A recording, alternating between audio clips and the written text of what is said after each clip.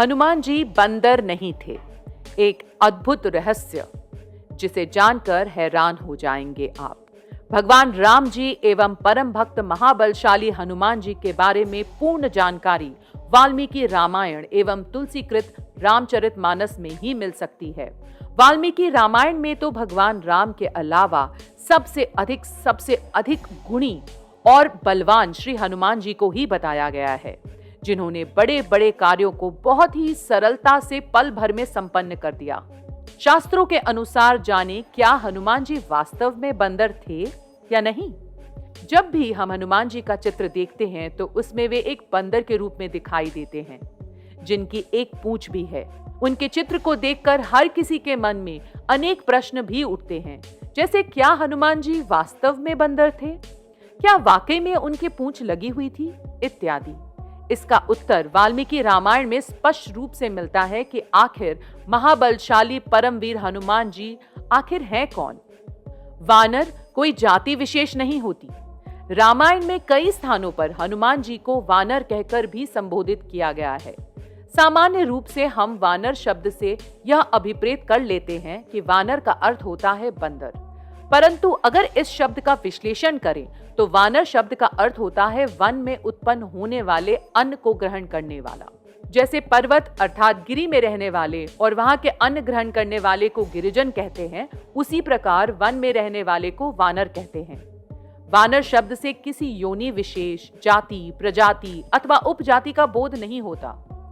आज भी जीवित हैं महाबली हनुमान। प्रमाण जानकर आप हो जाएंगे हैरान।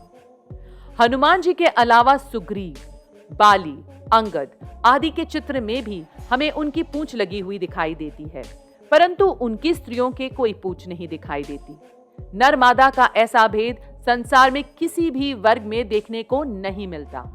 इसलिए यह स्पष्ट होता है कि हनुमान जी, सुग्रीव आदि के पूंछ होना केवल एक चित्रकार की कल्पना मात्र हो सकती है।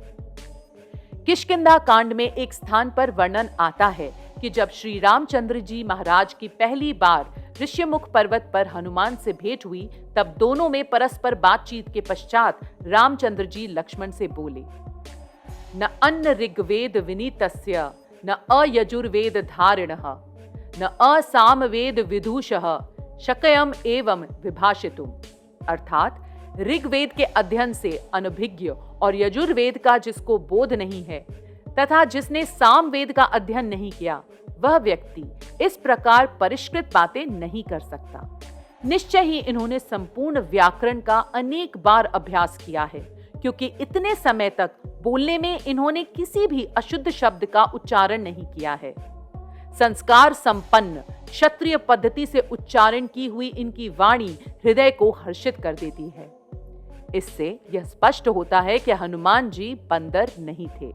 सुंदरकांड में भी एक स्थान पर वर्णन आता है कि जब हनुमान जी अशोक वाटिका में राक्षसियों के बीच में बैठी हुई मां सीता को अपना परिचय देने से पहले सोचते हैं, यदि दिव्य जाति ब्राह्मण, क्षत्रिय या वैश्य के समान परिमार्जित संस्कृत भाषा का प्रयोग करूंगा तो मां सीता मुझे रावण समझकर भय से संत्रस्त हो जाएगी।